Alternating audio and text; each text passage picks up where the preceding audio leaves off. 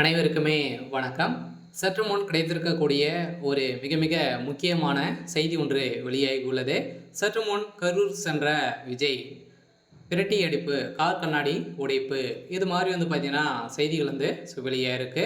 மீண்டும் அதிரடியாக பார்த்தீங்கன்னா சதுரடியாக விஜய் அவர்கள் கரூர் இன்று சென்றிருக்கார் இல்லையா? ஸோ அந்த கரூரில் நடந்த துயரத்தின் அடிப்படையில் 41 உயிர் பார்த்தீங்கன்னா இழந்த சம்பவம் பரபரப்பை ஏற்படுத்தியிருந்த இந்த தகவலை எல்லாருக்குமே தெரியும். இந்த தகவல் அறிந்த விஜய் அவர்கள் பார்த்தீங்கன்னா அதிரடியாக இதற்கு மேல்முறையிட்டு அவர்களை அனைத்து குடும்பங்களையும் நேரில் சந்திக்க வேண்டும் அப்படின்ற மாதிரி பார்த்தீங்கன்னா அதிரடியாக நீதிமன்ற ஒப்புதலோடு பார்த்தீங்கன்னா இப்போ கரூர் சென்றிருக்காரு. அங்கே மீண்டும் செந்தில் பாலாஜியுடைய கோட்டையில் விஜய் அவர்கள் கால் வைத்திருக்காரு.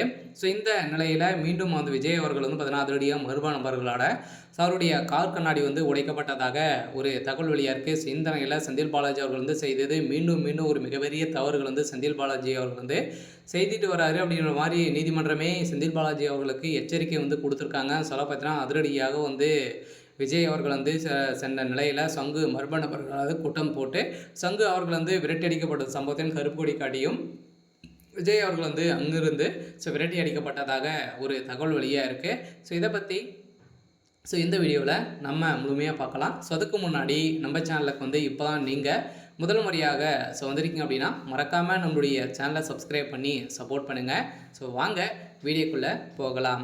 பார்த்தீங்கன்னா சதுரடியாக பல உயிர்களை மடிந்து பல குடும்பங்கள் கண்ணீர் இருந்த நிலையில் அந்த குடும்பங்களை அனைத்துமே விஜய் அவர்கள் நேரில் சென்று ஆதரவு கூறி வரும் நிலையில் ஆதரவு கூறின்னு இருந்தாலுமே நம்ம பார்த்தீங்கன்னா இது இறப்பிற்கு ஈடே இல்லை அப்படின்ற மாதிரி விஜய் அவர்கள் பெரும் துயரத்தோடு பேசியிருக்காரு.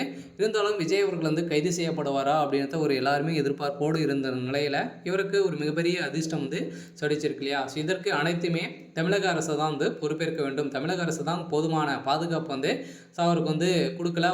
ஒரு மிகப்பெரிய பிரபலம். அவர் பார்த்தீங்கன்னா அவருக்கு எவ்வளோ கூட்டங்கள் வரும் அப்படின்றது அனைவருக்குமே தெரியும். இருந்தாலுமே அதுக்கு தகுந்த மாதிரி நம்மளுடைய பாதுகாப்பு வலிமை வாய்ந்ததாகவே இருக்கணும் அப்படின்ற மாதிரி பார்த்தீங்கன்னா தமிழக அரசுக்கு மதுரை உயர்நீதிமன்றம் போட்ட உத்தரவின் அடிப்படையில் இப்போ அதிரடியாக முதல்வர் ஸ்டாலின் அவர்களுக்கு ஒரு மிகப்பெரிய சிக்கல் வந்திருக்கு. இருந்தாலுமே சதுரடியாக கருள்நாத் சம்பவத்தின் அடிப்படையில் செந்தில் பாலாஜி அவர்கள் செய்த ஒரு மிகப்பெரிய சம்பவத்தின் அடிப்படையில் திமுகவுக்கு மீண்டும் ஒரு மிகப்பெரிய சிக்கலாக தான் விழுந்திருக்கு. இருந்தாலுமே வருகின்ற சட்டமன்ற தேர்தலுக்குள்ள திமுக ஒரு மிகப்பெரிய ஆட்சி மாற்றம் வரப்போகுது. ஆட்சி மாற்றத்தில் அதிலிருந்து அடியோடு பார்த்தீங்கன்னா திமுக வெற்றி பெறத்துக்கான வாய்ப்புகளே சாத்தியக்கூறியே இல்லை அப்படின்ற மாதிரி நிறைய கருத்துக்களுக்கெல்லாம் பார்த்தீங்கன்னா இப்போ வெளியாக இருக்குது. இந்த கருத்துக்களின் அடிப்படையில் விஜய் அவர்கள் ஒரு மிகப்பெரிய வெற்றி மாபெரும் வெற்றி பெற போகிறாரு.